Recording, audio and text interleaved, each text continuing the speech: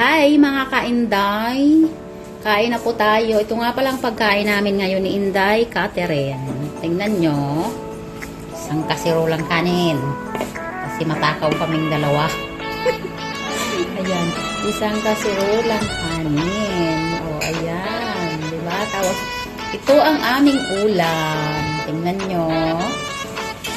Charan!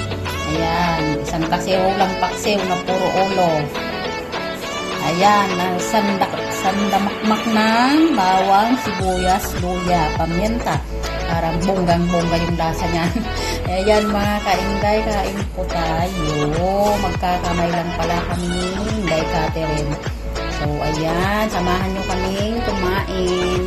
Ayan, o magsasandok na ako ng kanin kainday. Gusto ko yung sagutan, ayan. Kain na at magkakamay.